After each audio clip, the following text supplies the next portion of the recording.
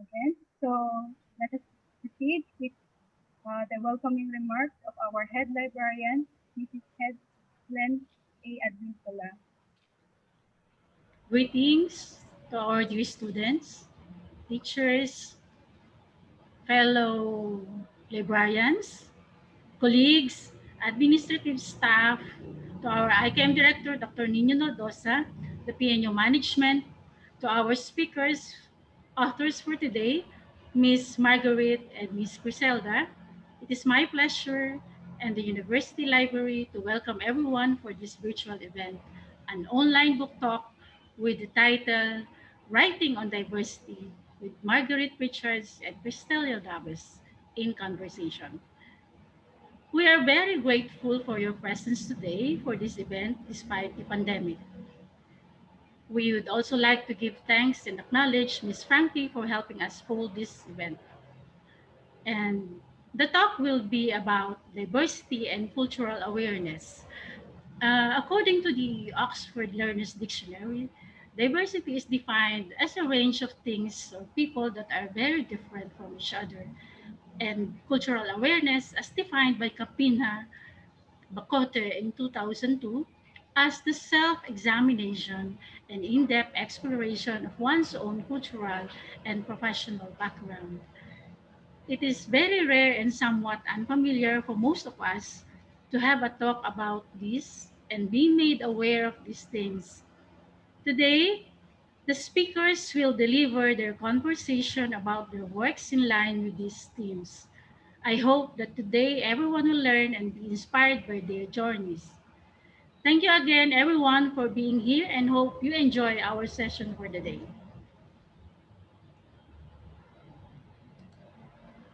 Thank you very much, Ms. Helen. So let us proceed with the introduction of the author.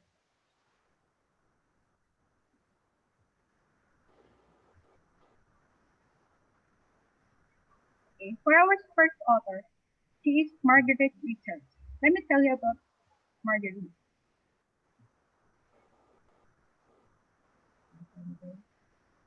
Marguerite is an American writer and editor with a background in literature, translation, and magazine publishing.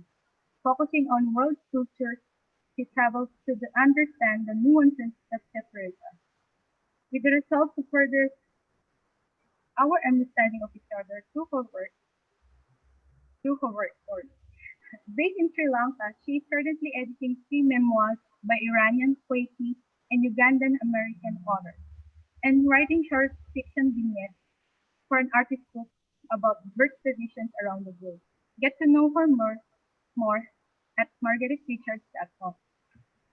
So let me tell you about her book, The Ordinary Chaos of Living Human, a collection of 35 delicate, real human moments by writers from many Muslim worlds. Two schoolgirls in Yemen skip class and wander into a yellow circus tent, except empty except for one rustic crate. A Jordanian man spends a maddening summer in his sweaty apartment cursing his loud, ignorant neighbors. A woman in Beirut in heartsick, waiting for her kidnapped parrot to return. A young Bangladeshi American argues with her father about her choice of boyfriend. A lady discovers the secret about the Pakistani neighbor who had stolen her birthday gift. And an Iraqi soldier finds for an American journalist obsessed with someone else.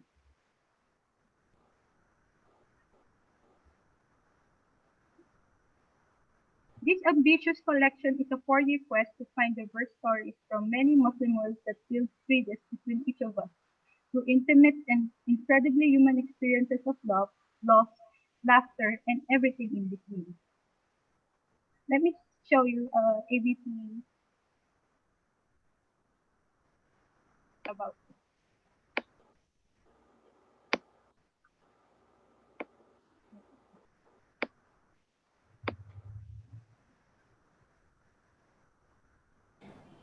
My book is out. It's called The Ordinary Chaos of Being Human, and it's a collection of stories by writers from many Muslim worlds. But this is not a book about religion, and it's not a book about politics either. It's a book about our shared humanity underneath everything. underneath our skin color, our faith, our country, our financial standing. I started this project 4 years ago because I was trying to make sense of a conflict I felt between how I see the world and the way that the world is being portrayed back to me through the media. It seems to me that we're becoming increasingly interconnected, but at the same time, the ignorance about each other is just growing. So I traveled the world virtually in search of stories that moved me by people whose cultures I knew so little about. In these 35 stories, you'll discover hundreds of delicate, real human moments that you hardly ever get to see about people that you might otherwise never get to meet. Look for the ordinary chaos of being human and visit me at margueriterichards.com. I look forward to meeting you.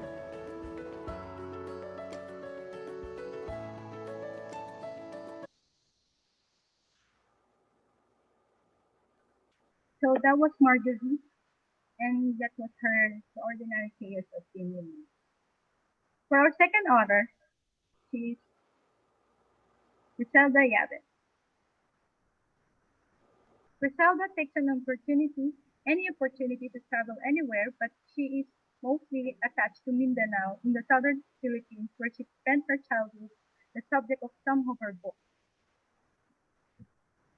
Her work, Crying Mountain, has been nominated for the Man Asian Literary Prize and republished by Penguin. Her second novel, Broken Island, set on the backdrop of the super typhoon that ravaged the Visayas, is currently out by the Ateneo University Press. She is based in Manila but is often away, partly staying in her country, France. So let me talk about her book.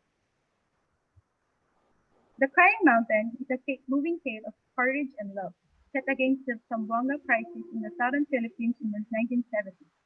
In Crying Mountain, the Moro rebellion that broke out in the Sulu archipelago in the 1970s, and that continues to wound the nation. Seen vividly through the lives of the Mestiza, Rosie Wright, the Tausug girl, Nala, the rebel leader, Professor Hassan, the soldier, Captain Rodolfo, as well as in the quest of the book narrator. The personal is political as war fuels the clash of emotions, histories, and culture.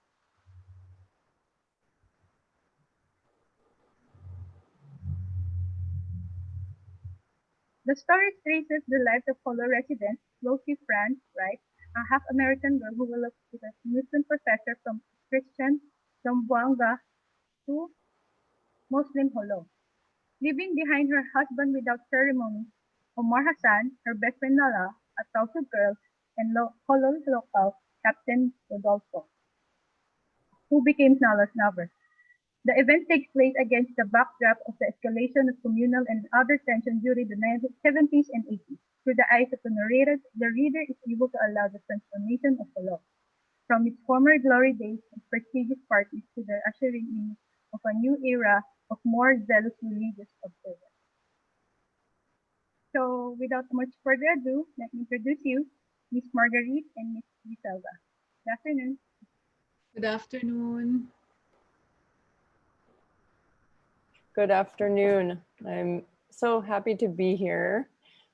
I think I'm gonna start, and I have to thank you. Jalin, and everyone else involved at Philippine Normal University, and the librarians, the teachers. I am so grateful to be talking to future teachers. I think teachers are the most wonderfully curious and eager learners, and so those are the best people to talk to.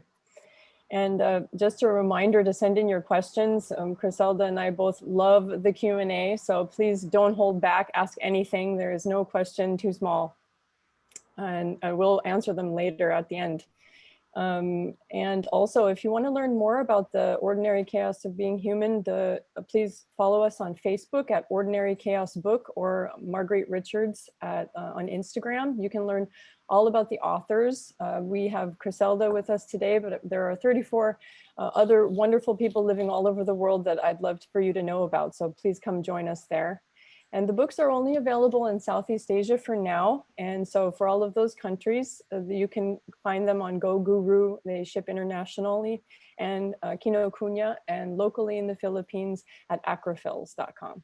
You can find both Criselda's and our book there. Here's the book. I don't know, Criselda, you have a physical copy over there to show off. Oh no, what about yours? I mean the Oh, okay. Pine Mountain, you have that too? Okay, good. We need to see that one. I've got both. Great. Okay. So I'm so happy to be here today and a little bit nervous, but I'm excited to talk to everyone. So what is this book? It's an anthology. So it's really a collection that I have curated of many different voices. They are real human moments that I was seeking by writers who are living in many Muslim worlds. And so even though we've got the word Muslim, this is not a book about religion actually. It's actually a book about the 1.8 billion diverse perspectives of people living in Muslim worlds and also the shared humanity between us. So the question that often gets asked to me, and because I'm not Muslim, I was actually baptized Christian and my husband happens to be Buddhist. And so how did I get interested in this topic?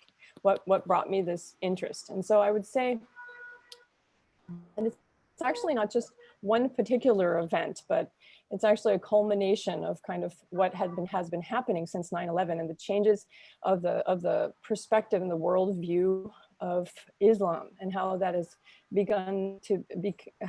started to become demonized over the years, and how there has been an image that maybe that at one time or for centuries, has been a beautiful, artful image, of Islam, because there are many different cultures that are of art and of poetry and of literature, that there's so much beauty behind. And since 9/11, this has become changed. The world image has changed into something that has become more aggressive.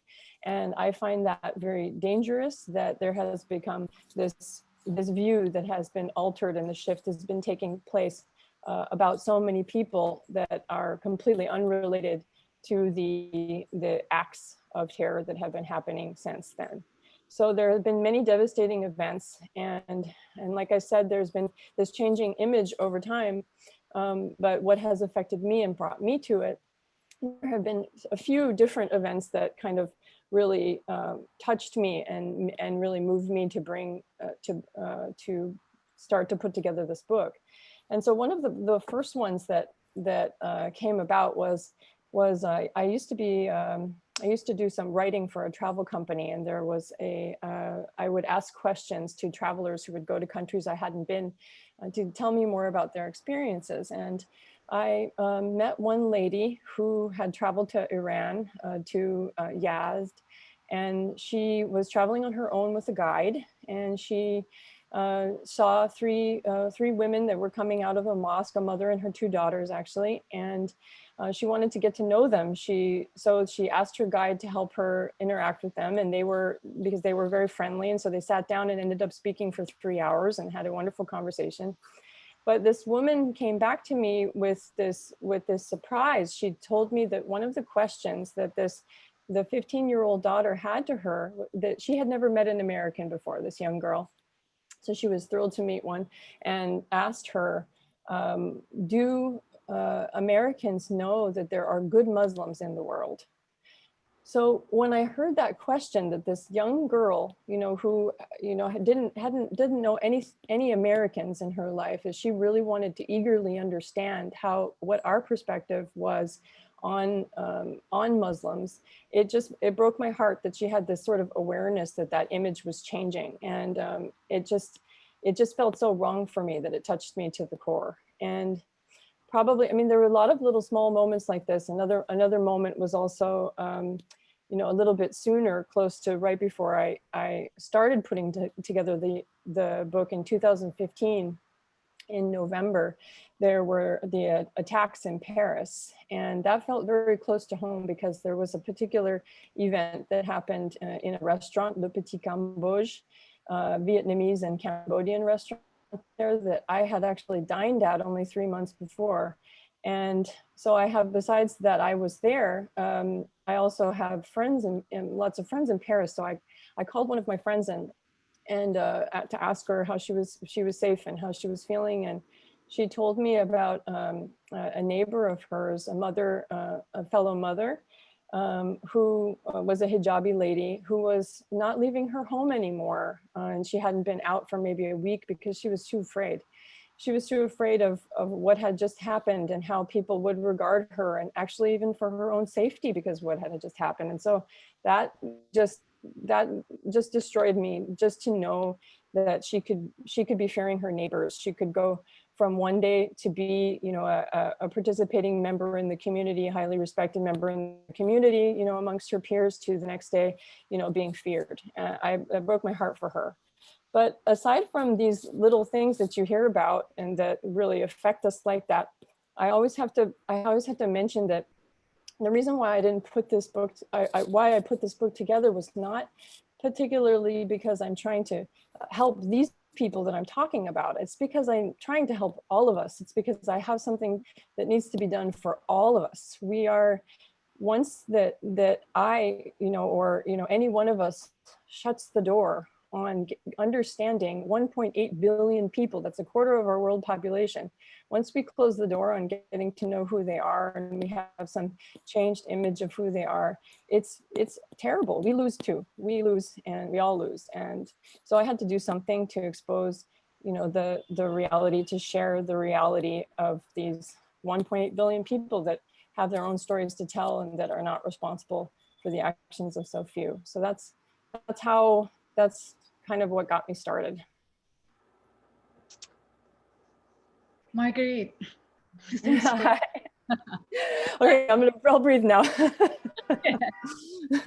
no, but that's really like a good, you know, story about how you started doing this. But how did you put them together? I mean, there's so many writers from different parts of the world. How did you know who to get in touch with? Which country should you focus on? I mean, how did you know, what sort of stories you want to be able to come up with this book? So that's a great question. So I really wanted to have a world view. It was a dream to cover the globe. But there are 195 countries in the world. So that task, I mean, that sounded like I would come up with multiple volumes or a tome to have people living from everywhere. But it was a goal. I started off with a list of countries that were predominantly Muslim, but then that expanded. It changed. I mean, I ended up doing a call for submissions, and sometimes when there was a country that was missing, then I would try to go after them and find them, talk to everybody that I knew who might know somebody else who was a writer. And I ended up with 30 different countries represented in the book of 35 stories. So there's a couple of them repeated, but for the most part, we covered a lot of territory and tried to touch every continent. I'm sorry not to have more from Southeast Asia. You know, I don't have an Indonesian writer, which we tried and we didn't get one, but I guess this is just, we need to do a second edition to get more stories in there. So you didn't know all the writers. I mean, you met them through submissions and friends of friends, and that's how you put them together? Yes. And Okay. that was a fascinating prospect. I mean, also learning about where they're from, because the nature of the project became something interesting because I was looking for people living all over the world.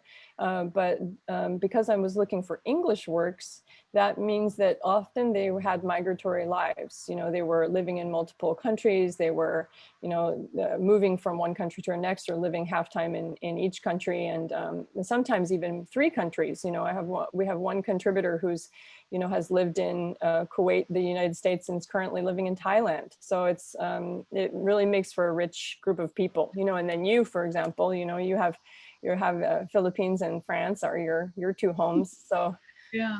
No, I mean, it just shows it's a global world, right? I mean, everyone's everywhere.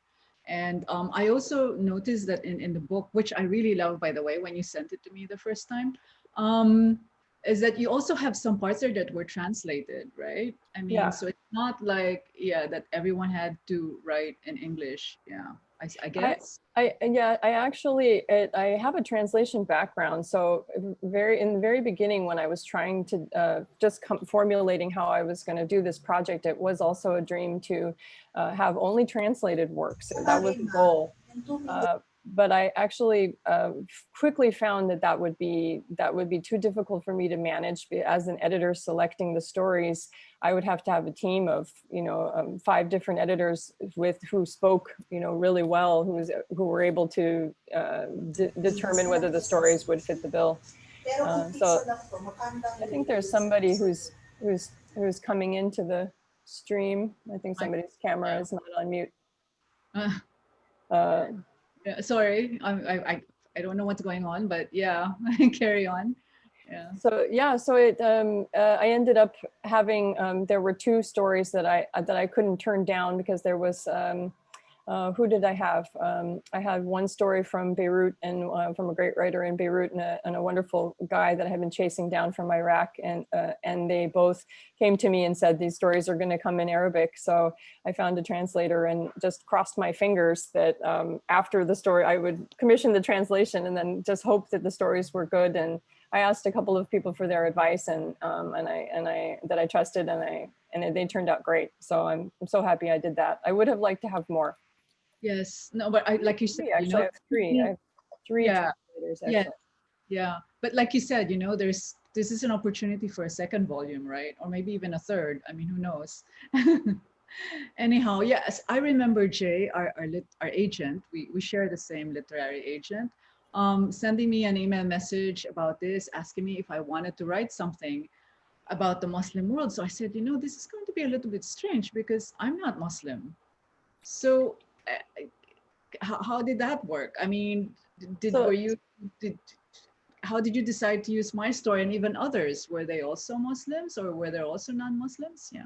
So this is one of my most favorite questions because it really, really gets into the diversity of the kind of people that we're talking about. So I quickly found in the very beginning of the project, as I was searching for a title for the book, actually, because even long before you've got the book worked out, in order to start to even request submissions and things, you kind of have to have a title. People want to see in one shot, what is this book about, or get a feel for it. So I quickly found that I couldn't actually label writers as Muslim writers. And I could have done a book. It was possible, of course, to do a book that was where I asked writers all to identify with being Muslim in order to contribute to the book. But I found really quickly with a lot of the people I was talking to that that left out too many voices, that people who maybe grew up in a Muslim way at one time or are coming from a predominantly Muslim country, they might span so many different beliefs. Some of them are Christian, some of them are Baha'i, some of them were Muslim at one point practicing and stopped practicing Islam. Some people came back to it later, became agnostic. Some people, and that it left out too many voices of the people that I was trying to represent. It wasn't only the devout Muslims that I was looking for. And so in the end, it was a question about intimacy with the Muslim world and whatever it was, whatever that meant for that particular world. And so I actually added the S on the end of the I call it Muslim worlds, and not just one Muslim world, because there is not just one Muslim world. There are many, many different worlds. And there is, just like there is the world of the Catholic girl who grew up in Beirut and going to Catholic school, or the Baha'i girl in Iran, who she is, there are misconceptions about her because she grew up in Iran and who she is and where she's from, even if she's not practicing Muslim. And there are also the question of identity of these writers themselves. I, as a writer, I was baptized Christian, not practicing Christianity right now, but I would not choose to contribute necessarily to a book of Christian writers, because that's only one layer of my identity. And I think a lot of writers don't necessarily want to figure in or be labeled in any way. I mean, they're writers and they want to, especially nonfiction writers, are wanting to tell their own story, talk about themselves, and they might want to be talking about something that is completely unrelated to their religion. And I wanted to invite that. I wanted to welcome that. So for you, for example, you have a very intimate relationship with your particular Muslim world in this you know, very small community, you know, in the Philippines. And there were other writers that may have, you know, I had an example of a story that came in from a Turkish, or actually a Northern American woman who was married to a Turkish man. She had been married to him for 10 years and living in Turkey, had a baby in Turkey, started a business in Turkey. But her story felt still like she was looking at the world as an outsider. And so I couldn't accept that story. So it wasn't because of who she was, it was the way that she portrayed her connection to the place. And that's what I felt like you did in an amazing way. And so your story fit the bill, even though you weren't Muslim. So yeah, actually, that's one of the nice things I really like about the book, because when I started reading it, it made me feel like it has broken all these stereotypes that we know about, you know, like what you said, the Muslim world. So there's not just one, but there are many, there's several. So I think that's the good part about it. You know, when I was reading it, it made me feel like this writer could have been my neighbor too, you know, or that sometimes I would feel like, oh, I want to go there. I really want to see this place, because it's different from what you would read about, even from, you know, travel magazines or from news stories, because you're looking into the, you know, really human aspect of a person being there in that environment. I think that's what's interesting. So I also wondered, like, how did you choose these stories? How, I mean, that's the difficult part in the creative process, right? You know, whittling them down and really making sure that you got the right one. So that's a big task, right? So how do you do it? that was a very instinctual process for me. So I was sure to choose stories that where the contexts were unfamiliar. There wasn't one story that came to me that was something that I felt familiar with. And in order, to me, the best way for something that you're unfamiliar with to be portrayed, and for you to understand and really grasp what that is through the emotional connection that we both would share. So I asked writers to share with me a pivotal moment in their lives, because I know that any kind of moment, these high emotion moments that we all experience in our lives, whether it's, you know, love or death, or, you know, the funny relationships that we have with our pets, you know, or you know, our food, or whatever it is, these are all such human things that we share, that whatever the context they were able to provide me with, I would get it, and I would feel them, and it would be the way for me to get to know where they were coming from, you know. So there was nothing that I was familiar with. Even I live in Sri Lanka, and I have one writer who is writing about another neighborhood in Puttalam, but it's a small community that's in a place that I've never been. And so it was she had her very intimate portrayal and her emotional experience attached to the place. So that's how I chose. I needed the story to move me. That was the most important thing, because I trusted that if it moved me, then it would move a lot of people. And even more so if a reader was able to relate to the concept, or to the context. You know, if the person was writing about, if the reader was reading about a context that they were familiar with, then they would be even more touched, you know, by the shared, the human emotion that they were able to feel through that story.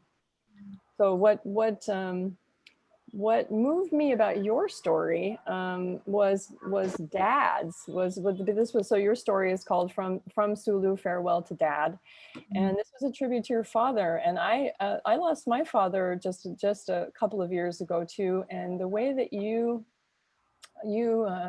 talked about your father, the way that you talked about trying to understand him and to get to know him and understand where he was coming from, that it touched me, because it felt exactly like my experience with my father. So even if you are coming from such a different place, and you were, you know, communicating, you know, the uprising, you know, the context of your story and everything was so different, still the experience of understanding someone you're so close to, but that you still kind of don't know and you want to know, that just touched me. And so I knew I had to have your story after that. So that's, I wanted you to read an excerpt from your story, if you would, unless you have something more to say before that. No. I was just going to say that, it was a difficult process for me too, because I was writing about my father and I thought it would be easy to just write it and forget it. But then the more I was doing it and, remember the editing process we went through, it was getting more painful for me because maybe there were things I had to say and didn't want to say. And, you know, I went through that. And in fact, I mean, I have this excerpt that you wanted me to read, and I was practicing earlier on, and I started crying. So I hope I don't cry now when I read this. Oh, So, do you think we should do Q&A first, or should I go ahead and I read the guess, excerpt? well, the first thing I guess I need to tell you again, remind everyone who might be joining late to send your questions. We can do some questions now, or we can go on with the excerpt. Yeah. So let's just go on, I think, with the excerpt, and please join, follow us at Ordinary Chaos Book on Facebook, or join us to learn more about all the other wonderful authors in the book on my Instagram, and find the books at goguru.com or locally at acrophils.com. So please read your excerpt, because I love this beginning of the story, and don't worry. Yes. Well, I'll just kind of like, hold my breath when I feel like I'm getting emotional. But anyway, just for the audience out there, the thing that I wrote is about Sulu. Everybody should know where Sulu is. It's in the southern Philippines. It's at the very bottom of our country. So I lived there when I was a child. Maybe I was grade 1, grade 2 for a couple of years before we moved to Zamboanga City, which is where I spent my elementary and high school years. So this is a story about my father who brought us there and who passed away 6 years ago. Yeah. So okay, so let me start now. Um, at Dad's funeral, there was only one picture of him, a young man around 30, already a father of 3 girls, me being the eldest. He was standing on a wooden outrigger, posing with his catch of a barracuda, the snakish figure of the fish, like a trophy in his hands. It was his smile that made my father who he was in those days, back in Sulu, when the magnificent sea was his friend. His smile didn't show triumph as much as contentment, and it was this phase of his life that I wished to remember him by. He was 77 when he died, a broken man, dejected about life taking many wrong turns after he'd had to leave the island of Sulu. His home since the early 1970s, he had been sent to the island from Manila to open a branch of a private national bank he worked for. After a couple of years of living in Sulu and putting the branch in order, we moved to the Christian city of Zamboanga, the hub of the Southern Islands, just before the Muslim uprising in Sulu in 1974, an uprising that would trigger the separatist rebellion for decades to come. Located at the bottom tip of the mainland, Zamboanga wasn't too far away. It could be reached in a day by a slow boat from Sulu. It was also close enough that we felt the fallout from the conflict, the fighting between soldiers and rebels. Dad stayed on in the city and lived within the atmosphere of provincial comfort and uncertainty of political order. He stayed for as long as he could until he was summoned to the headquarters, back in Manila, about a decade later. It was then that I began to see him lose confidence over his work. I urged him to leave the big city when he retired, to start a farm somewhere, but he once said he felt like he was in a Jack Nicholson movie, a man in the doldrums after his retirement. Today, when people ask me why I spent part of my childhood in Sulu, that dangerous island in the furthest south of the Philippines, I tell them it's because of my father. They assume he was an officer in the military because for more than 4 decades after the uprising, the island practically became a garrison in the wild. Guns ruled, soldiers came and went in battalions, warlords took control, and rebels flourished in the jungle. But I had believed that Sulu, or the people of Sulu, could fight against the odds and prove everyone wrong. that the Muslims had the tenacity to survive. Islam wasn't an ideology peddled before insurgency. It blended into a community also made up of Christians. Locals didn't care about their differences, and the island was their home. They went to the same schools and joined the same clubs as if they were one big family. But there were unspoken rules among the Muslims, which Dad soon discovered. Shortly after our arrival, he made the mistake of inviting the Muslim mayor's second wife to the bank opening's ribbon cutting ceremony. The first wife threatened to have him taken away from the island, an empty threat as it turned out. Still, it was Dad's baptism of fire. He was quick to feel the island's pulse and thought he was an outsider. And though he was an outsider, it didn't take long for him to become part of the community. It was amazing that Dad, a northerner, was able to charm the people of Sulu. It was as if he had found his place, basking in the company of the Muslim elite. He loved the parties, the singing and dancing, the food, the sun and the sea, and we went to the beach every weekend. The waters of the Sulu archipelago were so clear you could almost see another world beneath the surface. So intoxicating you'd want to jump off the boat to be in it, to meld with the blue green silk of the sea. Now I wonder, did Dad know something was going to happen that would shatter the fragility of the islands? Was that why he left the island and took us to Zamboanga before the uprising? As a child, even I could sense that something was wrong. We got stuck in school once in the Notre Dame, where all families, Muslims and Christians, sent their children. There was gunfire. I was in the first grade and my instinct was to hide in the alcove by the staircase with my sister. In my adult life as a journalist, it's not such a surprise that I'm drawn to armed conflict. The news that I follow is about wars and displacement, guns and power, the immeasurable divides of cultures. These were the elements of my childhood. Thank you. I love that as an ending to your excerpt. I think that's a beautiful paragraph, and it's so telling about where you were and what that was like. And I just wonder, you're just immersed, what that would have been like to be immersed in the school for you there, particularly of where Christians and Muslims are mixed and in a tiny island. And it seems like it was kind of a bubble, but so politically charged. Would you say that that experience for you as a child would shape your understanding of diversity and your ability to have some cultural understanding across multiple cultures today? Like how would that have shaped you? Definitely. I mean, even though it was a small place, I mean, they describe Holo as like, the size of Sulu, Holo, the city, is they say it's just as big as a golf course. So you can just imagine that it's not really that big. Mm-hmm. But I think what struck me was that everyone just seemed normal and happy. They could do things together. I mean, they could spend Christmas together, whether they're Muslims or Christians. And even after the Ramadan, the celebration after Ramadan, they would also join together. And, nobody would be upset if, like, let's say,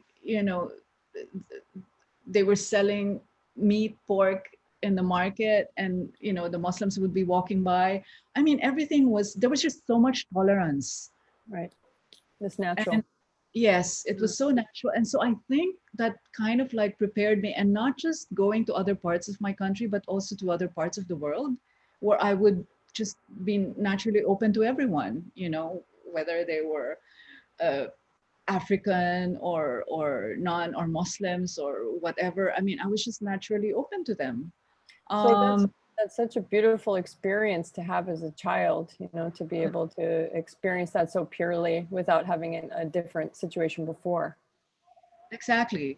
But it was also ironic because when we moved to Zamboanga, which is just like, the main city just below the peninsula, but that was when I also felt, the tension.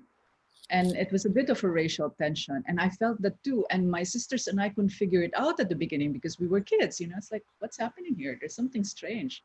Mhm. So I think that also made us aware that it wasn't all that fun and normal and simple, Mm. you know, that there were layers of differences, that not Mm. everybody could be tolerant, you know, there was Mm. prejudice and things like that. So that made me aware of that side of our history, at least. And Yeah. that the story of your father, his baptism of fire. So he, at that time, was it a time when the tensions were already beginning to rise, or was that just still in the initial? Tell us more about that experience and how he learned from it, or how you experienced it through him. Well, see, I wasn't aware of it at that time when we were there. This was just a story that he would tell us later on when we moved back to Manila. And I was like, but that's really crazy, you know, like the wife was basically threatening him, and he was kind of making fun of it because of course nothing happened. And he learned, you know, he learned the unspoken rules, the things that you should do and not do, even though they would be angry, but they don't really do anything menacing, things like that.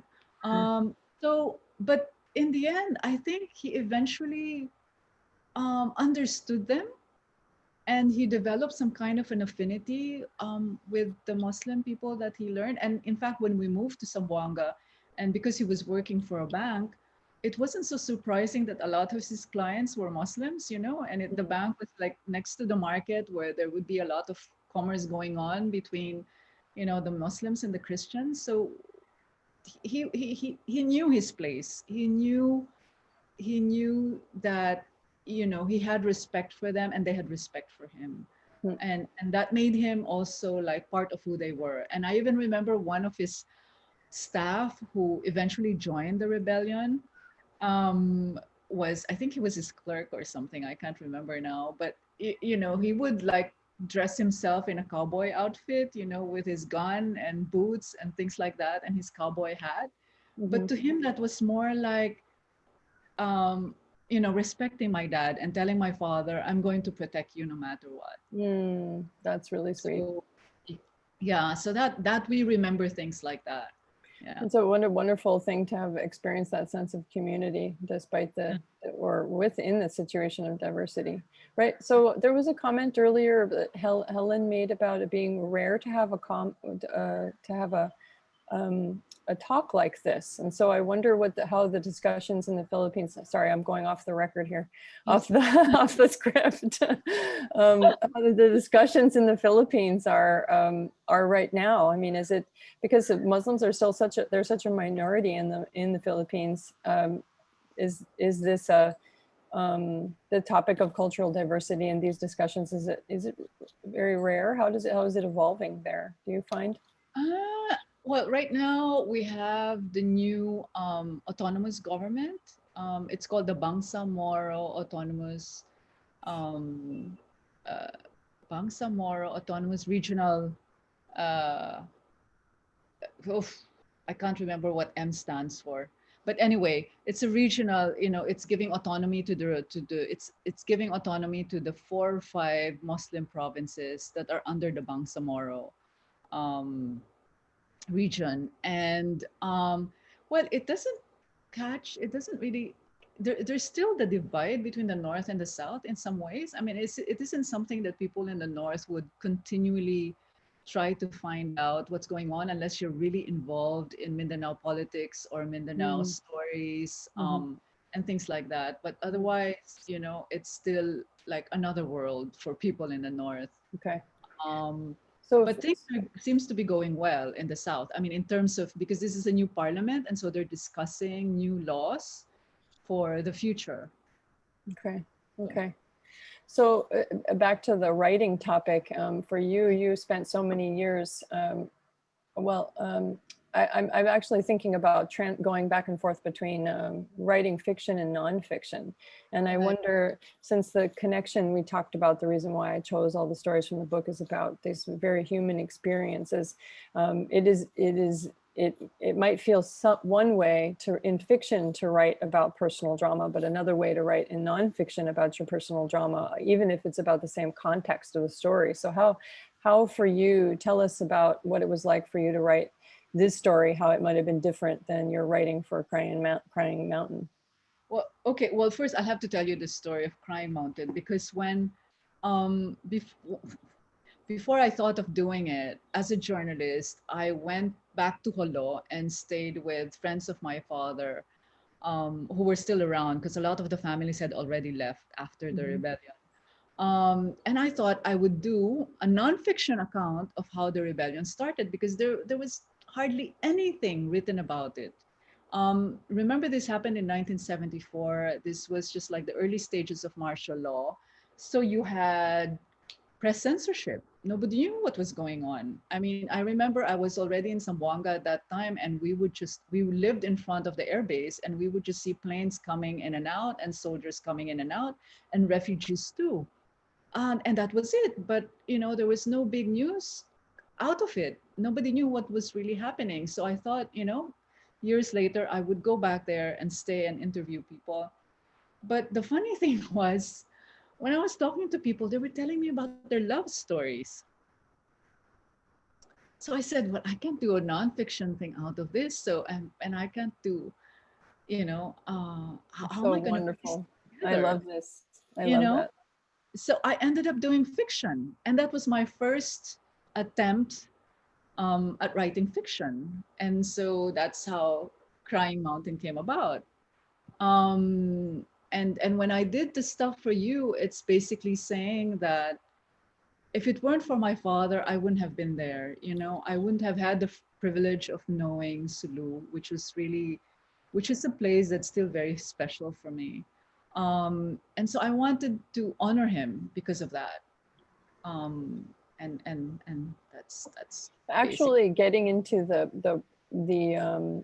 the emotional aspect of writing, the love story in Crying Mountain versus the emotional aspect of writing about your father, or writing even about your own, um, you know, your own sensations and personal emotion of being in the place and stuff. Is that a different experience for you, writing in fiction versus writing in nonfiction? Is it easier for you to access these kind of storytelling through fiction than through nonfiction, or vice versa?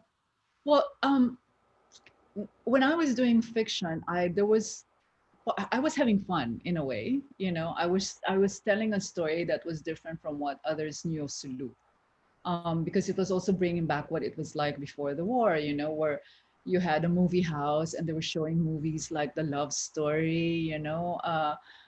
This is like Ali McGraw and Ryan O'Neal, and I don't know if today's generation would know that.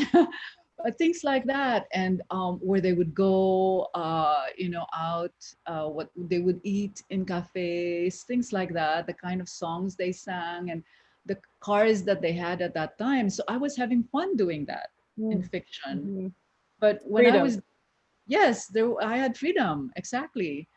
But when I did the nonfiction, I thought it would be easy. When I was writing the essay for you, I thought it would be easy because it was just like, okay, it's just time for me to say goodbye to dad, but not realizing that a lot of the grief would still come out. Mm-hmm. Mm-hmm. So I think it depends on the story that you're working on. Mm-hmm. Yeah. Yeah. Mm.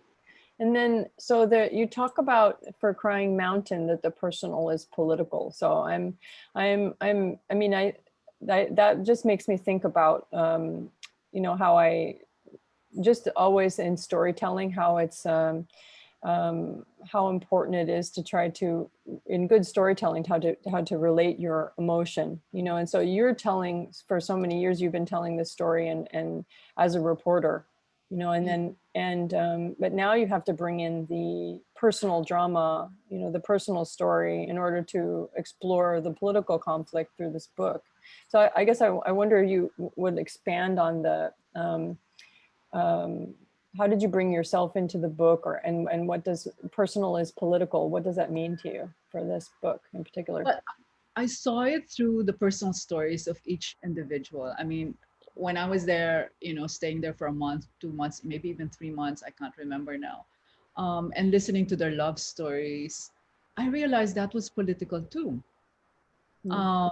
Because, like, for example, there's one character in the book who is a young Muslim girl, but she had ambitions of being a movie star, and she ends up falling in love with an officer who is a Christian, and she thought that it was just natural for him, for her to be telling him what was going on in the cafe when people were plotting the rebellion.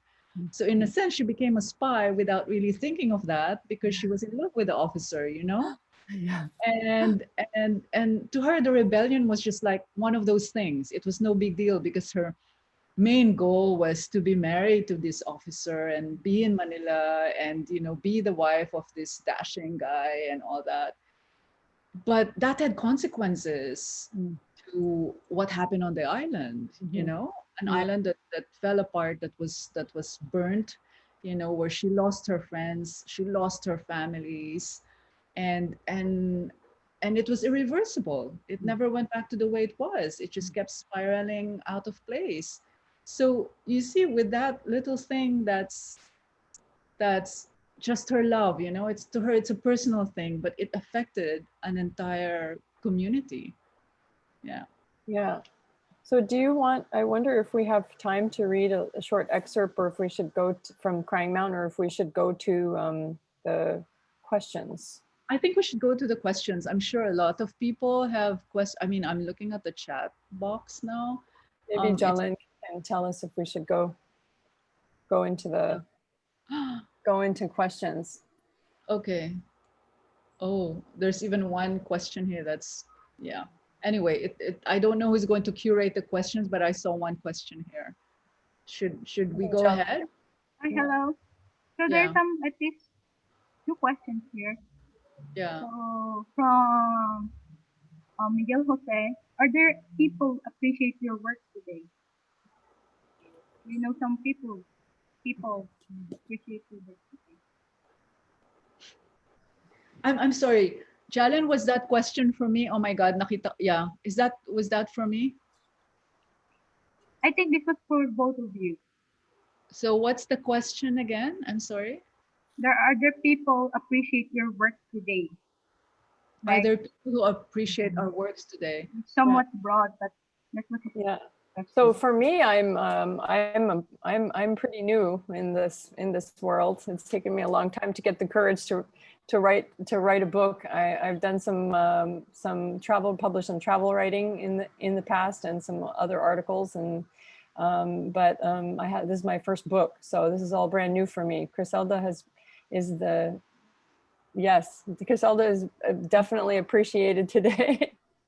You tell us how about your award. Will you tell us about your award, Chris? No, it's really funny. Well, let me digress a little bit because there's this one question for me that's it's a very controversial question. And you know, it's a question that says, do you think Muslim in Mindanao should be separated or given their own country? And then he spelled out BARM, BARMM, which I couldn't remember a while ago. And it stands for Bangsamoro Autonomous Region in Muslim Mindanao. Why? I mean, see, this is the thing about doing a webinar. You have so many things in your head that sometimes you can't even remember the simplest things. But anyway, going back to that question, appreciate, I think I can't answer that. I think it depends on the readers and how they see my work.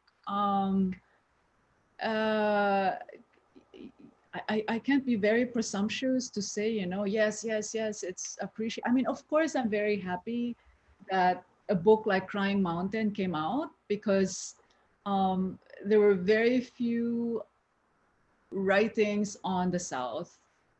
And I'm, like we talked about earlier, I'm not Muslim. So I think the fact that I'm not Muslim and a story about the South came out, to me, is a big deal. To me, that's the privilege that I have, you know, that I could write something like that, and that I would think some Muslims have also appreciated what I've done. So I'm sure it's the case, because your writing is wonderful, and according to your agent, I mean, even though she's supposed to be tooting your horn, she thinks you're amazing. So I think you're definitely appreciated. Another question that I just got passed along to me. Can we consider the book as 21st century literature? And absolutely, it's modern. I mean, these are current stories. There was only one story that was published in 2016, but they're all fresh. Everything is published. Is recently published new material from people talking. I mean, they're talking about the past, but it's definitely contemporary. Contemporary. Yes. Yeah. Can I just go back to this earlier thing when the question that I talked about? There was a question about whether I think the Muslims should be separated or given their own country. You know, it isn't really me to decide that. I mean, in my works, I never would say that they should or they shouldn't. To me, I was just like trying to show what I learned from them, and I think ultimately the decision should be coming from them. I really do. It's not my place. I'm the writer, I'm the observer. And even though Sulu is very, very special to me, I know what they can do better. And I know how they could, you know, surmount the difficulties. But there's a lot of politics, and this is where I don't really want to dive into. I mean, it's murky as it is. So I think it's better when the Muslims decide their own fate, right? Hmm. I think that's a great way to put it. I mean, it's our jobs as writers and editors in order to facilitate other people, getting other people's messages out, or just to expose what it is that we learn from through our eyes, you know, but not necessarily make any stance like that. I mean, that is the best gift that we can do. There's another question that just got passed to me. What's the message that you want to tell the world through your book? And that would be that we need to understand each other, that I want to encourage us to understand each other. That was the main reason why I felt like I needed to do this book. And this was the way that I felt like I knew how, was I thought that we can understand each other very well through literature. And that is the way, that's my form of activism, was that I could help get underrepresented voices out there to talk about their own experiences, and in the meantime reveal how even though their contexts and worlds are so different and so beautifully different, we all have so many things in common in terms of our human experience. So I want us to get to know each other. So now the world is more interconnected than ever, and we have a chance. So this book I put together 100% virtually, which is insane to imagine that I have gathered stories from 30 different countries from people living all over the world. It's because we are that interconnected. So that's the message. Get to know your neighbors, your world neighbors. Yeah, exactly. Yeah. Or even just your next door neighbor, right? Yeah, yeah.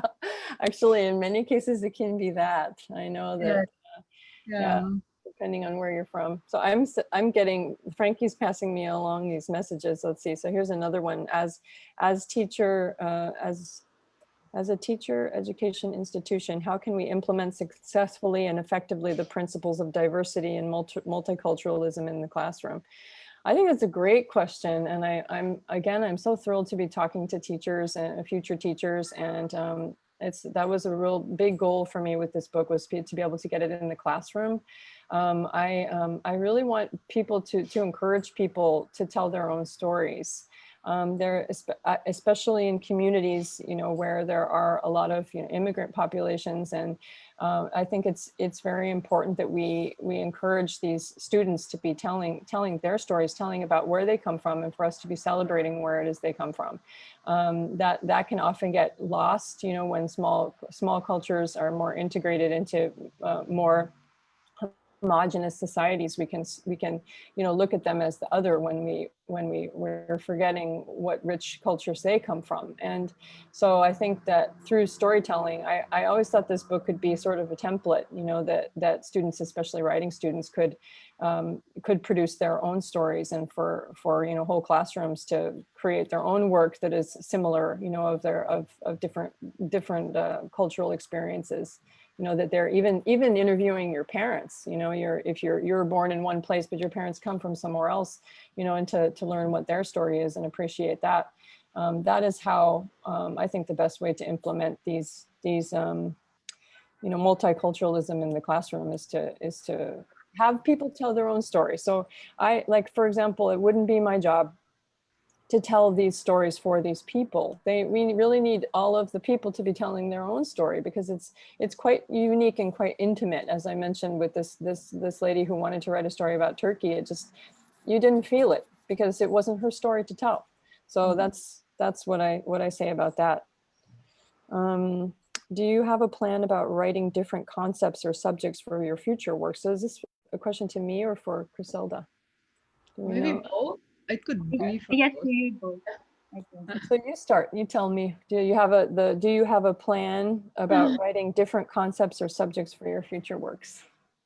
Um, yes, actually, Let's yeah. hear it. I want to know. No, because I've been writing too much about Mindanao, and I've just actually recently finished a nonfiction book, which was on the Battle of Marawi. But so now I just want to go a little bit forward and at the same time backwards, because I want to go back to a revolt, a people power revolt we had in 1986, Mhm. where it's getting a lot of fake news. I mean, there's been a lot of disinformation about it. And to me, it really struck me hard because for me, and it's like the shining moment in Philippine history, and yet we're belittling it as though it didn't happen, as though it was useless, as though it should not have happened. So I think I want to go back to that, not in a nonfiction way, but in fiction actually, because there's been so many books written about it, nonfiction. So I think I want to go back and see how I would feel about being there again, which was like a very pivotal part of our history. Yeah, that's just, it's just there in my head, and let's see how it's going to go in the next few months. Do you have Yeah. an idea of the lens that you would tell it through, like through one particular storyline, like the human thread? Yes, there will probably be a story about well, I'm thinking of three different stories actually, that would represent each part of the main island of the country. So there's Luzon, Visayas, Mindanao. So I'm thinking of looking for a story for each one. Mhm. Yeah, so it's not just like, the revolt affected one part of the country, but it actually changed the entire country. Yeah, yeah. Mm, Very interesting. yeah. For me, for that question, I actually have this experience of putting this book together just helped me fall in love with memoir, as a genre. So I've been doing a lot of editing of other people's full length memoirs, and I just absolutely love that experience of helping people find their voices in the story they want to tell, and also working on my own. But in terms of this book, I mean, this book I think could be replicated in many different ways. So I suppose I'm just waiting for the right person to ask me to do that. You're gonna That's do it. You've been I'm gonna working do it. Do another one. I should do another one. Is that what you're saying? No, but you were thinking of, you're doing the memoirs. You have The started, right? memoir, yeah, the memoir I really want to do, but I mean, there's also still a lot of work to be done in this field of, diversity, and a lot of need for that too. And so editing other people's works is really necessary. So but I do, I mean, it's always a challenge to figure out what to do first. I really have my heart set also on working on my own stories. I think So you should start with that, okay. because not like stories of other people. And I think, it's also good to just stand back now and say, it's my story. Mm, Let me do my story. Let's just buckle down and do it. thank you I for think, encouraging and me. Yeah, you I have appreciate that. you have the Christmas holiday to really think about it, to ponder. That's what I do, for the last month of the year. Like I just don't want Mhm, to do anything big. Just want to sit back, read some mhm. books, watch the movies, and then think about what I want to do next. Yeah. I There's think it's another question for you here, actually. Let's see. It's from Facebook. How do you manage the challenging thoughts as you sit down to write? The challenging thoughts. I wonder what that means. but yeah, I don't know what challenging thoughts would be. Uh, Could they define what challenging thoughts? I mean, I think it's not just for me, but for every writer. I would think, I think right? that's probably what this person is getting to. I think about something about what are your dilemmas, or like what, like, you question, or like questioning yourself how about your writing process or your input, like that's those challenges with me. How am I gonna answer that question? Siguro on a practical level, the best thing is to just have discipline. And I know when is the best time for me to write. But when you're talking about the subject matter, because maybe this might have to do with something political, like the Muslims in the southern Philippines and all that. It's something that never occurs to me because first of all, I'm a journalist. So to me, it's my job is to get the story and get the story done right. So if there's any challenge at all, it's that. But if I'm writing fiction, it's not so much getting the facts right. It's basically understanding the characters, you know, trying to make it as real as possible. Yeah. Yeah, I think that that's definitely one of the most challenging things. I mean, even in nonfiction writing, is to make sure the characters come across as authentic. Even if you are writing about real people, it can still come across as inauthentic, and that's a big challenge. So, Yeah. but there's another question here for you, Criselda. How can your book help us to unite every Filipino? How can understanding the culture and tradition of our Muslim brothers help us unite? That's a great That question. I know it's huge. I think to even think, first of all, when I write, I don't really think about I'm writing this for Filipinos, I'm writing this for Christians, or I'm writing this for Muslims. I'm not.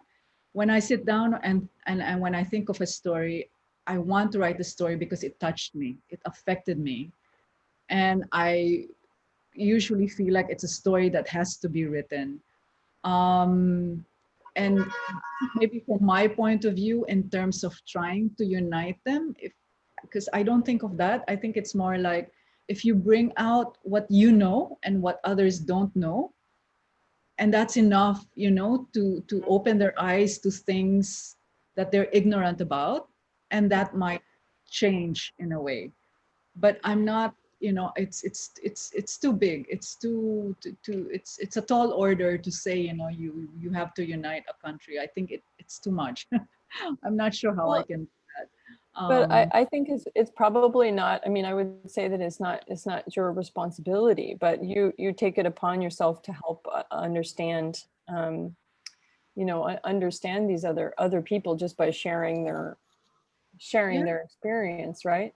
I mean, yeah, that's what it is. I mean, even if you don't, I came across that experience in putting together the anthology. Even if you come across people's perspectives and opinions that you don't necessarily agree with, but you just have to sit back and just take it in, and you really appreciate it. I mean, I had this experience with one of the stories where I just thought,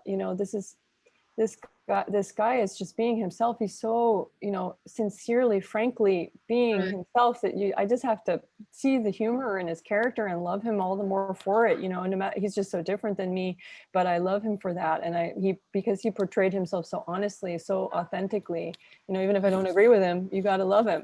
So and I think that's what our responsibility is, and I believe that helps us understand and unite each other. I think that's what you're doing too, by showing the humanity in your work. There's an announcement here. Let's see. For people who are following the live stream on Facebook, post your questions in the comments section. Um, let's see.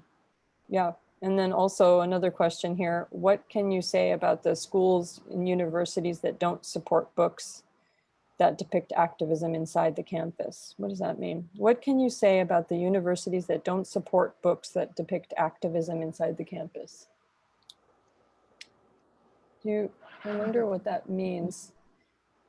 And what kind of Um, activism? It depends on the activism that they're talking about. I mean, there are different kinds of activism, for one thing. yeah, are there books? Maybe this is coming from a writer who has a book about activism on campus. I'm not sure. It's hard I to would like answer to that. share this. I think this about there are some schools who are banning that promotes books. activism. Yeah. So what can you say about those, like censoring about something about? Censorship. How Yeah. do you feel about censorship, Criselda? That's the broader Oh, question. there should be no censorship. I'm completely against it. How can you express yourself? How there should always be freedom of expression. How can you even say what you really feel and just have your voice heard if there's censorship? So if that's what they meant by activism, I would be completely against any form of censorship. Well, I think that it probably in a university situation, I mean, so I totally agree with you in that I don't agree with censorship, but in a university situation, I'm sure the librarians have the challenge of which books that they need to accept and which books might cause more um, challenges, among the students, student uprisings and things like that. I mean, I think that that can be a little bit scary for some of the faculty in universities. But I would welcome the conversation. I mean, if this is coming up and students are really, eager to have these discussions, and that if it's coming up and the censorship question comes up, I think that it means that it's a valuable discussion that the school needs to have with the students. Even if yeah, I mean, if it's causing people to talk and argue and fight, then a discussion needs to happen. I think I'd be more worried about disinformation. I mean, if the activism is couched in disinformation, yes, that shouldn't be the case. But if it's an honest to goodness discussion where everyone's airing all their views, I think everyone should be open to that. But if this element of disinformation, fake news, alternative facts come in to play, that I think a line should be drawn. Yeah. Okay, so a less political question. What's the most difficult part of your artistic process? I don't know who this question is for, but I suppose we both can talk about it. Yeah, okay. What's the most difficult part of your artistic process? The first thing that came into my mind was editing. Okay. Why? Because when you're writing and expressing yourself, it's easy in a way that you just do your first draft without even thinking about structure and forms and things like that. As long as you have the story in your mind. I don't know how you do it, but I don't have an outline. I have an outline in my head, but it's not like I would number them and say this is what should go before this and that. So I like that part. It's the fun part because you discover many things, like maybe this character that you thought would go one way will go the other way. So I think in the end it's the editing that's difficult. Sounds like I think you're a little bit the opposite than me. You're very organic in your writing, in your first initial writing process. So that's actually a wonderful talent. Yeah. I think a lot of writers from my experience working with other writers, everyone has a different approach. Some people have the more organic first draft that they can get out and they really enjoy it, and then others really enjoy the editing process, more than what you're saying. So the challenge, yeah, I don't know what the challenge. Most difficult part of the artistic process for me, I would say, would be trusting my instincts, because there are some moments when I make a decision, especially when you're editing, where you have a decision to make about how you're going to comment on something that you're reading from the writer, and it's touchy. You have to think, you have to trust that your instinctual reaction to what they've done and what they've written there is this way or not. You're kind of formulating an opinion on how it's coming across to you, and so I really have to found that I really have to trust my instincts, and that's like has been a big lesson for me to learn how to trust it and just to feel power in that, and to hear back from the writer, I'm so grateful that you see it that way, and or even have writers come back at me and say, I don't this isn't quite working for me, how you're approaching this, and having to negotiate that, but just trusting my instincts, because everything that you work on is completely different. Just like every writer's, first, there's no rules in this writing process. I'm sure you agree. Oh, definitely. Yeah, yeah. There are no rules. I mean, you can read the basic stuff, like you can read from books, things about points of view, structure, and characters and things like that. But when you get down to it, you're on your own. Yeah. It's your world. There's, It let's, becomes your world. Yeah. question. Somebody had said something here a while ago. Something about thank you for being nice to Muslims. I'm from Holosulu, Ah, and people hates us because they believe that we are all terrorists. So I just want to point out that no, not everybody.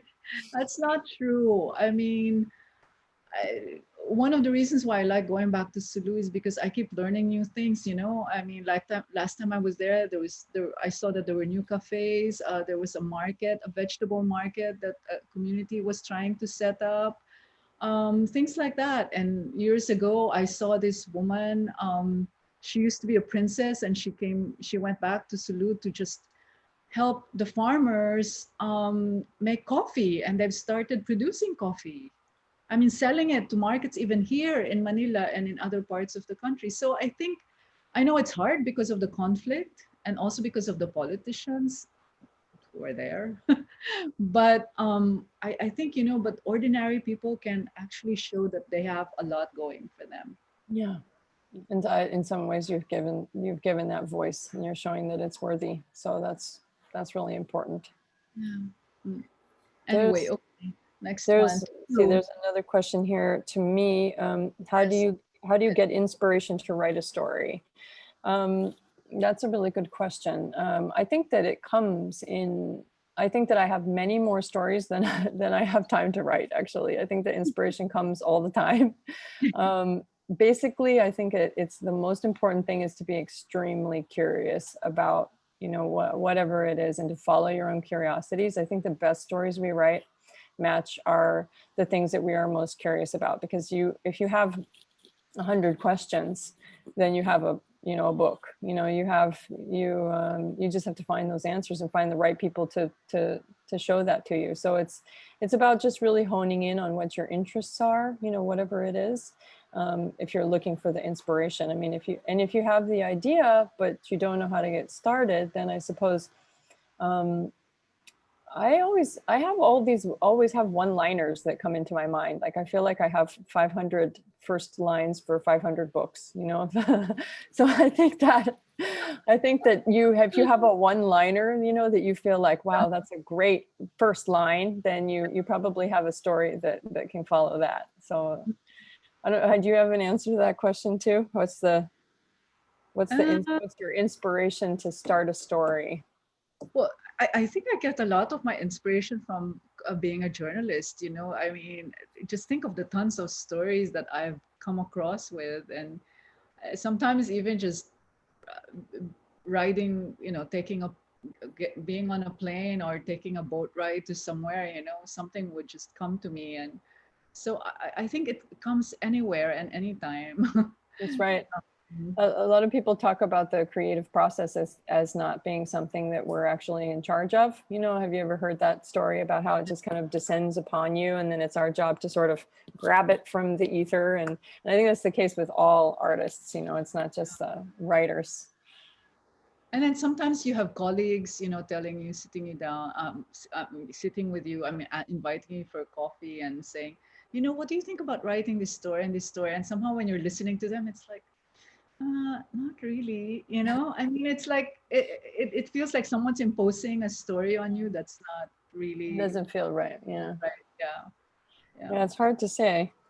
Okay, we have another question. I think Jalyn has a question she wants to ask from one of her students. Okay. They're getting extra credit. Hello, I'll- can you hear me? Yes. yes. Also, actually, there's also a series of questions from our director that was passed on to him also. So I'll first ask the question of my student.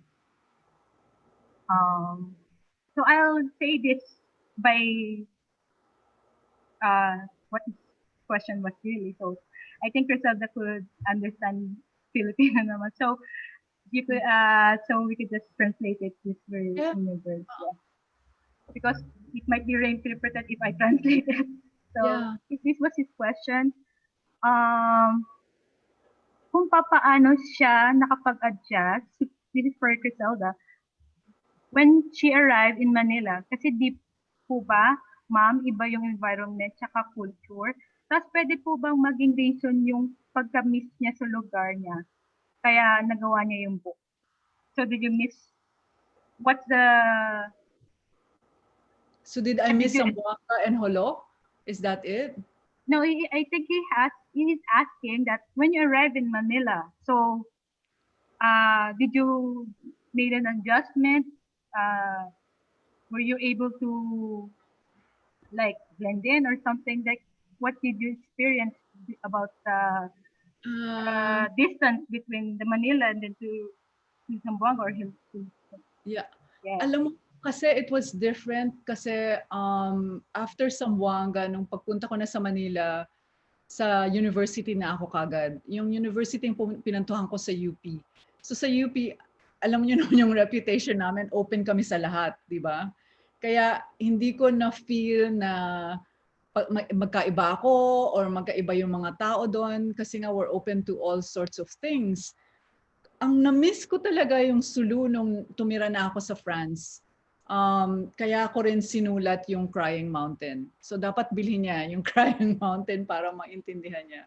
So kung minsan pag malayong kung nasa malayong malayo ako, mas dun ko nami-miss yung lugar na talagang napaka-close sa akin. Pero wala akong naging problema sa adjustments. Wala.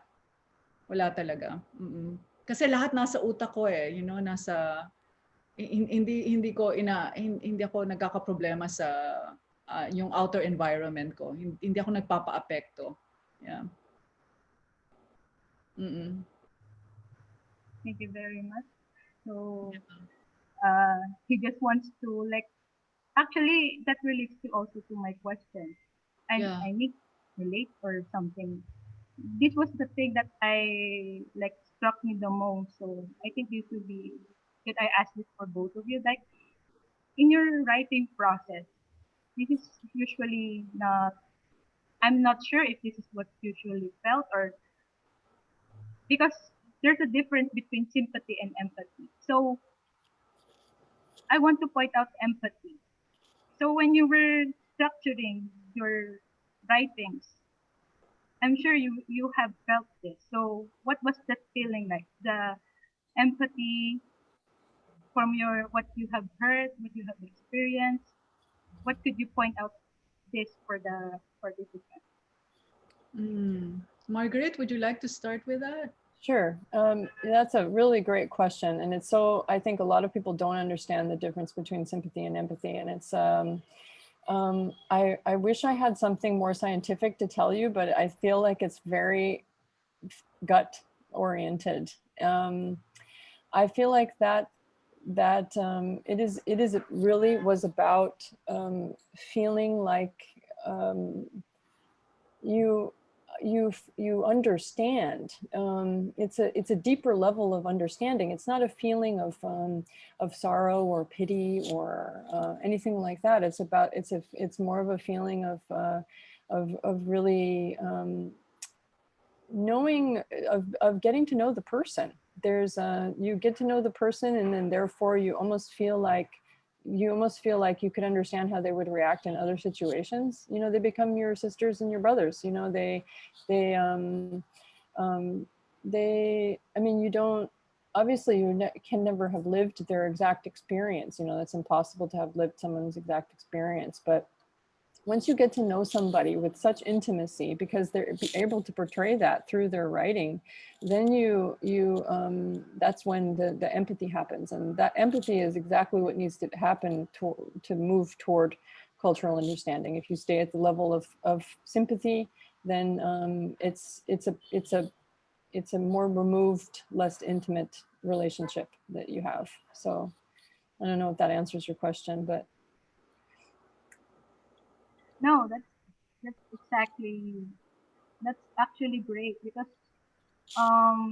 it's very not actually defined. It's always about empathy, right? How about Criselda? Um, okay, like I said, I mean, my experience has a lot to do with being a journalist. So when I interview someone, uh, the part of me, the journalist part of me would always say, okay, I need this information, I need this quote. So in a sense, that's kind of clinical, right? Because it has to go with a news story that has to come out right now. You don't have time to think, you don't have time to feel. But I also know there's a part of me that's working there, that's saying, you know, she's trying to tell me something that's not in the words that's coming out of her. You know, it's all by feeling, body language.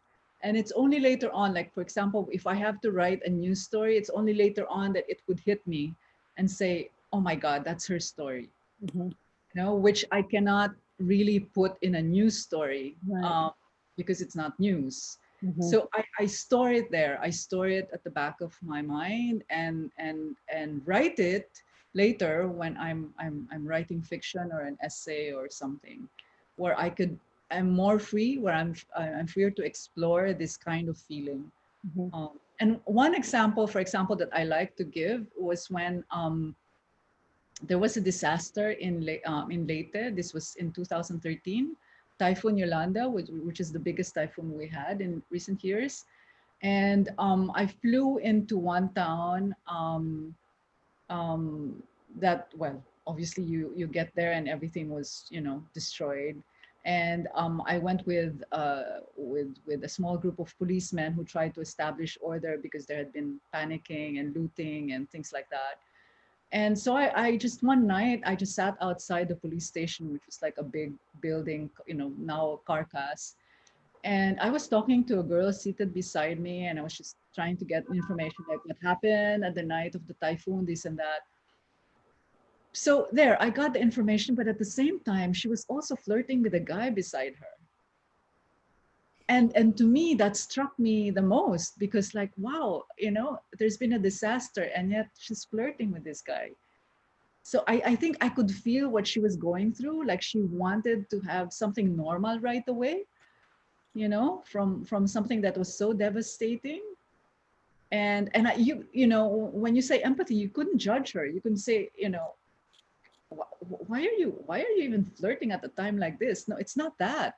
You know, it's the fact that she was going through it and she wanted to express herself. And I think for me it was like trying to latch onto something that was normal, Yeah. you know, before everything fell apart. This is beautiful. This is the entire premise of my book. It's just exactly what I was hoping to portray, is that there is so much of this ordinary, you know, such human, you know, things happening that you can't judge, you know, that are in so many different contexts, you know, and those and seeing that and understanding that is just like such a wonderful thing, because you relate when you relate, you know, then you get to know these people, you get to Yeah, know them. Yeah. yeah. Somebody said something here when we were talking about activism later on. It says student activism is about criticizing government. I guess that was the definition he wanted to point out. You know, it's hard for me to answer this question in the sense that I come from UP and everybody knows what UP stands for. I mean, we're like, you know, the hotbed of radicalism and things like that and activism. But I also think what's most important here is the element of critical thinking. And the reason why people, students from UP, become activists or are free to go out in the streets and protest is because there is that big element of critical thinking. We're taught that in class. So, so if a group would go out and say, you know, we're against this, or we're pro this, or we're anti this, other groups of students are also free to say, well, you're right or you're wrong. So that's what we have. We have academic freedom in that university. So it really depends on the school um, that they have, Okay. that you have. Anyway, go back to you, Marguerite. I have another question that came through. What are the challenges that happen when you write a book? Is there any moment that you think that you shouldn't continue the story? So I'm assuming this would apply to, you know, for example, you could talk about your experience with Crying Mountain, how you're, what, if you had any moment when you decided to stop, or you thought that you should stop writing because you came against a major hurdle. Is there anything like Uh, that? no, not really. No, I didn't really have that experience. It's more like you thought the story was done and you were trying to give it to agents or publishers and they were all rejecting it. Hmm. And you can't figure out what's wrong with the book. I mean, why are they rejecting it? So finally, you give it some space, you know, you set it aside for a few months, and then you go on a vacation and say, okay, I'm going to rewrite this or edit it for the one last time. And if nobody likes it, that's it. It's done. It's finished. Just put it in the drawers, right? Mm-hmm. Um, but when the minute I did that, that was actually when things started happening. You Yeah. know, when I finished that, a friend called and said, "Here, there's this contest in UP. Do you want to submit your work?" And I'm like, "Well, I'm not really sure about it because it's been rejected." And then, "No, just do it." You know, so I did, and it won. Mm-hmm. So these are the things that you don't. I think you just go with it. I think you. It's like having. This is a silly. I don't really like using this example, but it's like having a baby. You know, it's like when you decide, do you want this baby or you don't want this baby? But you can't really put it back in your tummy because it's out there, right? You know, That's, you're just gonna have to shape it, just mm-hmm. the best of it, try to do something to make it better, and then let the universe decide where it should go. That's an excellent way to put it. I think it's absolutely like birthing a child too, is making a book, and you have to just kind of run with it. And it really helps to have people who, you know, support you around you, you know, encouraging you to go along and telling you that your work is good, because there are definitely moments when you're not feeling that way, you know. So it is, you know, it never gets old to hear what you're doing is good, right? Yeah. Well, there's a, let's see, another one, a similar, well, to both of us, who is your favorite writer, and what inspires you to become a writer? What inspired you to become a writer? This question always sort of makes me laugh, as who is your favorite writer is sort of like, you know, asking a chef, you know, what is their favorite vegetable? Because it's impossible to answer that question. Yeah. I mean, Yeah. I would think, and yes, probably it's the same in your case, that we were kind of molded and influenced by several writers. Mhm. Yeah. And I think it depends on the phases we're going through. So Yeah. there's not one. We might have a whole bunch of. Remember on Facebook once they would have this book challenge and say, "What are the 10 books that made an impact on you?" And I'm like, "What? How can I choose 10? Yeah.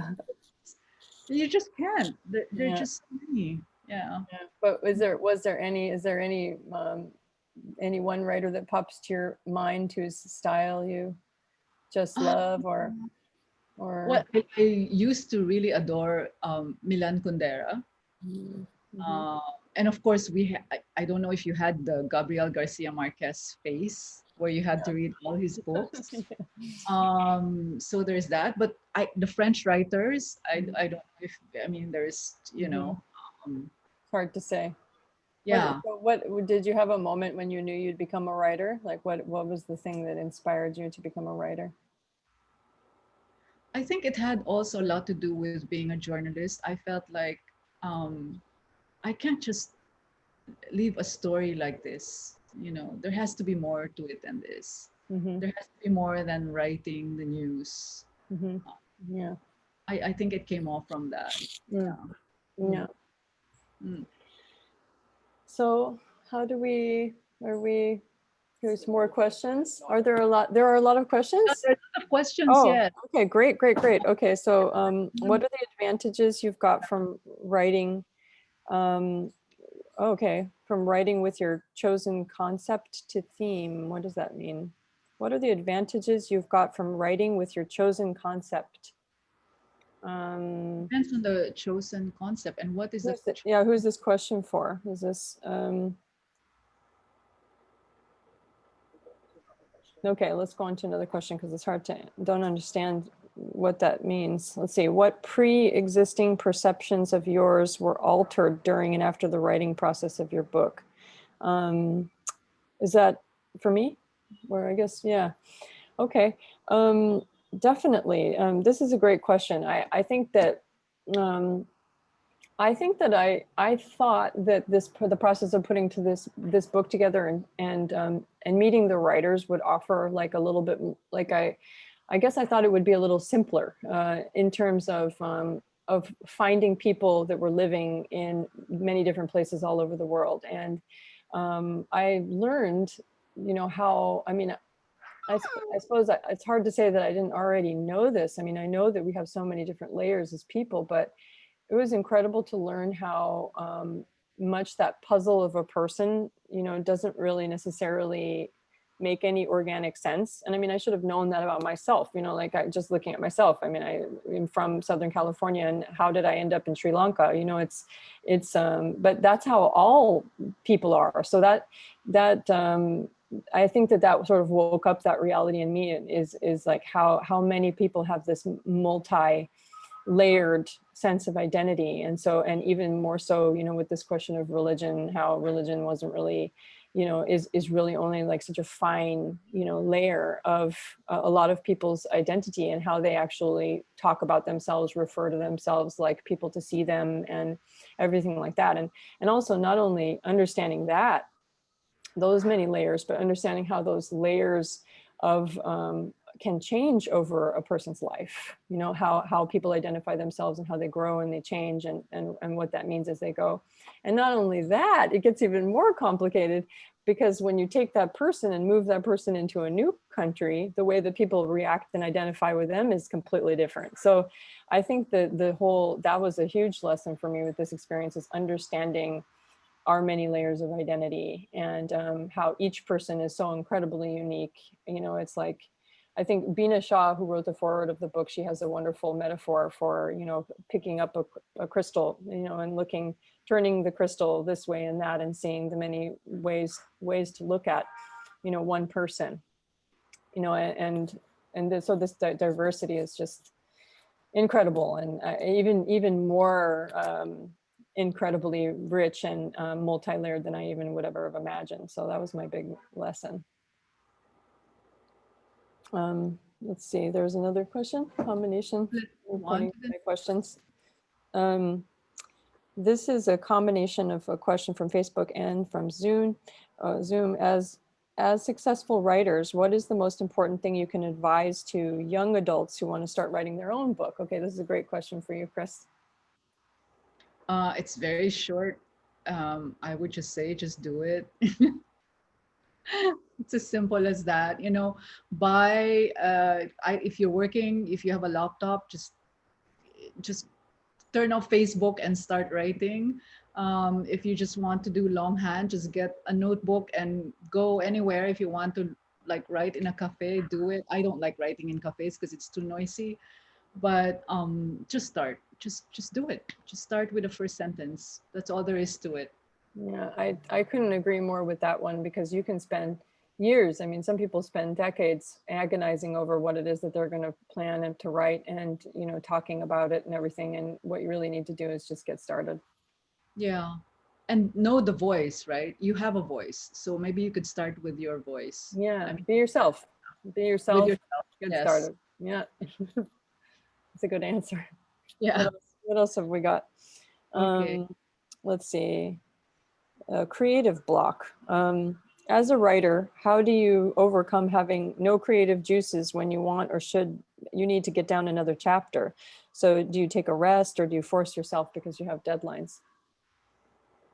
Well, if you have a deadline because it's due, then you really have to write. I mean, you know, if your professor wants you to finish something by such and such a day, then you have no choice, right? But otherwise, if you don't, I rest. I go out for long walks. That's my trick. I go out for really long walks, and I'm not talking about just walk around the block. I'm talking about, you know, 5 kilometers, 10 kilometers. You know, it's Yeah. long. Yeah. For me, I definitely need deadlines in order to get the juices running and happen. And I think that your interaction and collaboration with other people can really help get things flowing. I definitely notice if I feel stuck with something, but then I kind of go back and forth with somebody that I trust. That can help get you started. And if you have a deadline, but the deadline is very far off, then it's really useful to create small milestone deadlines for yourself, and you can hold yourself accountable to other people, friends and colleagues who can come after you and say, did you get that chapter done? Then that always helps. So I think people need people in the writing process, and not too many, just a couple of, your trusted folks and some deadlines. That's what I would say. Uh-oh, here's a long one. Let's see, what is this? What is it? This is from someone on Facebook, Paulo Cuento. I wish to contribute to the event by asking one personal question. Let's see. How can we use the public education system to help promote harmony, peace, and understanding among Christian and Muslim Filipinos? How can teachers use the education system to promote unity when the topic is very political and very sensitive? What are the steps that the government should take in order to help Filipinos grow up with a mentality to be accepting and open to the diverse religious community in the country? Thank you and congratulations. That was a nice note. Thank you, Paulo. So basically, I think the first part of that question was, how can teachers, that's a big part, is how can teachers use the education system to promote unity when the topic is very political and sensitive?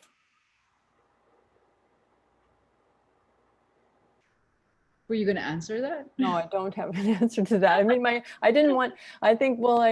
keep coming back to literature and to people telling their stories. I mean, I think, how can you have a political backdrop, in any concept, but once people start talking about their own personal stories, how can you go wrong?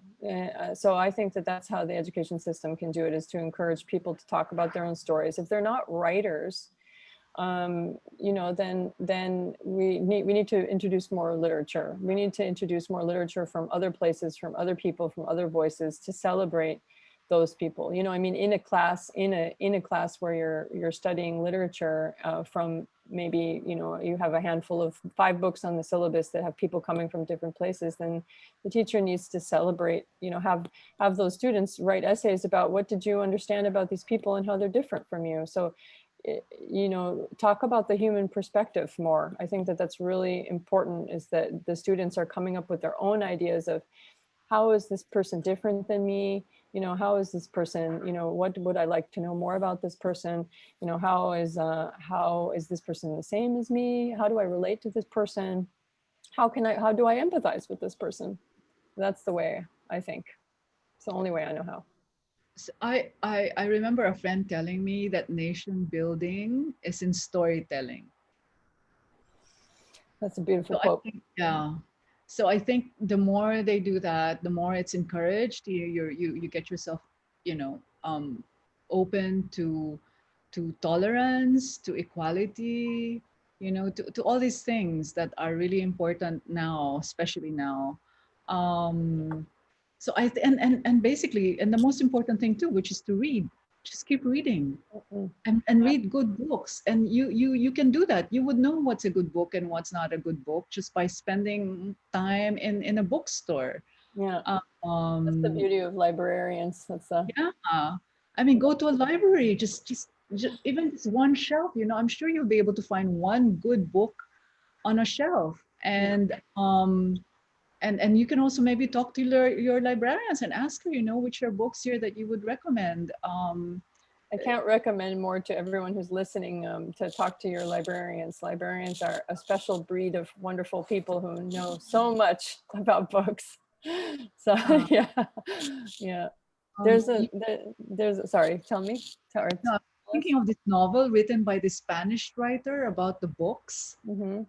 Do you remember him? Zafon. His last name is Zafon. He passed away recently, but he's quite a young guy. So it's set in Barcelona, and the book, it's a place. It's a story about finding books in one. I mean, it's a story of a big library, a hidden library where Mm. you find all the good books. Mm. So, and I think that's what it should be. Treat Treasure. it as It's something treasure of a chest. treasure hunt. Yeah. Yeah. Yeah. Yeah. And that's what it is. There's Um, a very good question that came up here. How do you handle criticism regarding your work? That's a tough one. oh, yeah, it's a tough one because You I've have been more experience than me, so tell me about this. uh, recently somebody had written something that says, I was my prose is patwitam. She even called me an ugly ass, even though I don't know her. And that my writing was a barefaced military propaganda. And then she has not even read any of my works of my book. So I was just thinking, I don't know this person. I've never even met this person. Do I let that bother me? No, Oh, you yeah. know, it's just not important. They relish putting this out on Facebook or Twitter or whatever, and somebody would just send it to me, but I don't even know who that person is. Yeah. Never met them. So I'm not Yeah. going to look over it. But you must have had some, did you ever in the beginning, I mean, because you've had some time, experience with this. So did you always feel that way, or were you more sensitive before? I can't remember. I can't remember. I think it's always been, my feeling has always been, I want to write, I have something to write. And if they don't like it, it's not my problem. Yeah, that's Uh, good. That's yeah, very it's always confident. been that. I mean, for me, everybody has the right to write. Everybody has a story. And it's the same thing with me too. If I come across something that I don't particularly write, I just set it aside and Yeah. that's it. Yeah. So when I write something, you know this, we don't expect the entire world to adore our writing. I mean, somebody will always say, oh, this is not good enough, there's something wrong with this. Yeah. But we didn't sit down to please the entire world, you know. Yeah, that's right. And that the criticism shouldn't hold you back from doing what you need to do. So far I've gotten really great reviews for this book, but I am bracing myself for the moment that we get some negative reviews. Every time I bring up this topic with my husband, he's always telling me, if they criticize you, then just the first thing you need to respond is just, well, did you read the book? Yes, actually that's it. You realize the people criticizing you are those who have not even read the book. Yeah, yeah. So that's helpful to think about, because if they generally, if they have read the book, then they have a lot more of an engaging conversation to have with you, and it's not just a negative one. Exactly. That's what it is. If they have read it, they would point out things that are wrong with it or that they find, You learn something. Yeah, uh, yeah, so, and that would be more of an engaging kind of criticism, right? Where you would really think about, how you would deal with it the next time. yeah, yeah. What else do we have? Is there more? Jalen, do you have more? I think we Um, could stand until, okay, 3:10 or 3:15 for the questions. If anybody has any further questions, send them. And okay. Are we trying to come to an end? No, she said that we still have until 3:15, 3:10 or 3:15.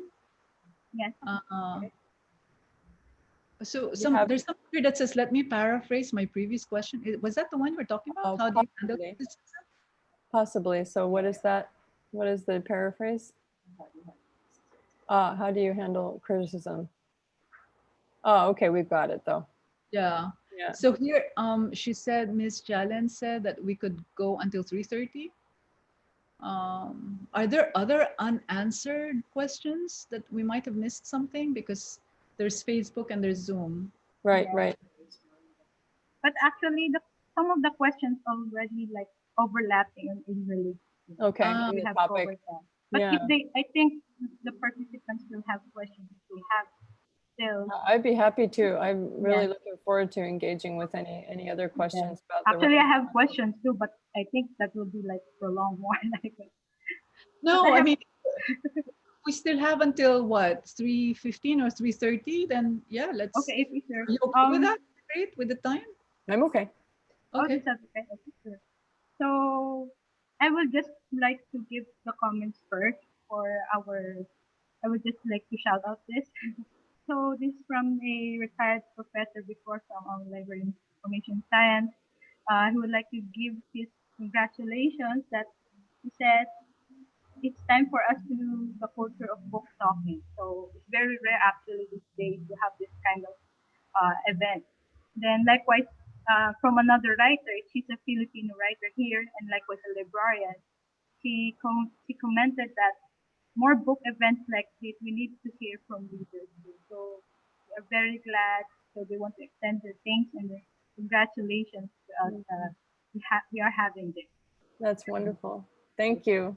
Thank you. Yeah. I'm So so happy to be here. yeah, thank you very much, actor. So I would like to pose my question, another question. Like, so I have read some of the chapters from Marguerite. So unfortunately, I have yet got to get a glimpse about Criselda.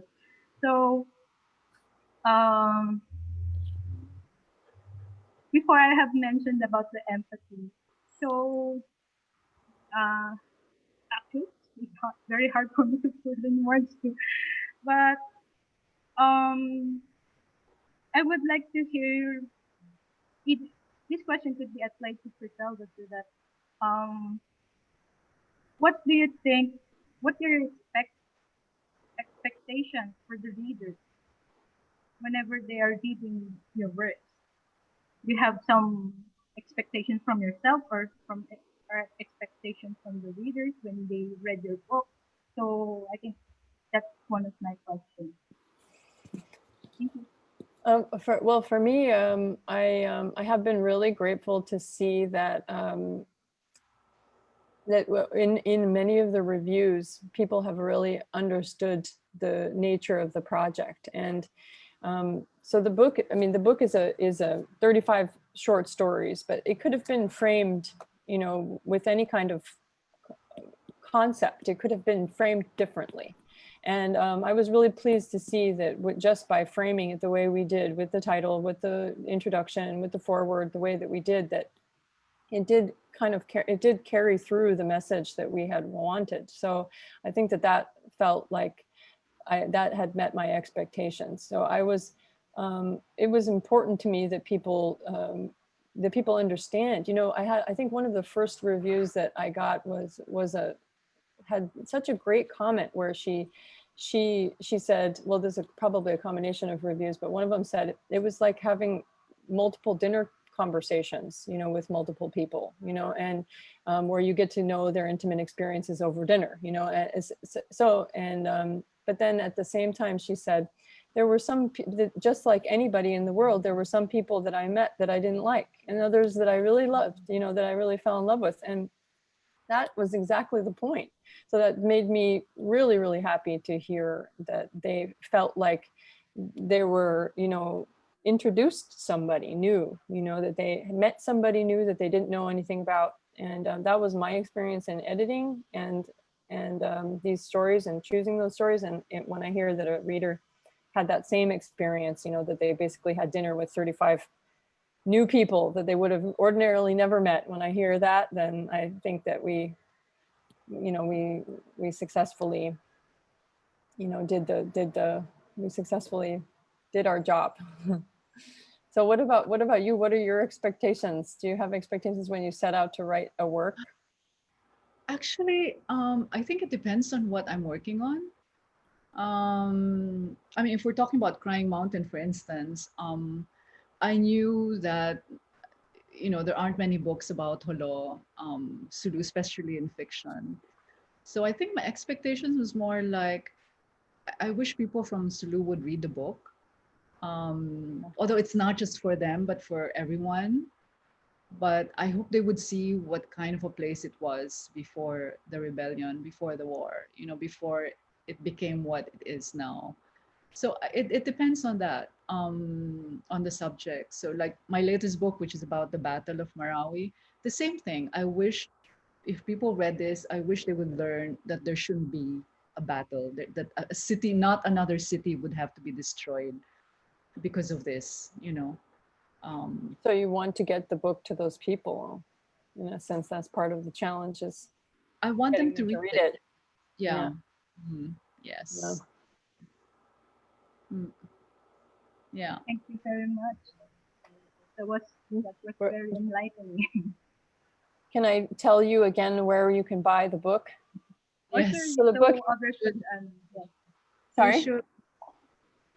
So you can, you can, the Ordinary Chaos of Being Human is, and Criselda Yabes' Crying Mountain are only available in Southeast Asia for now, select countries.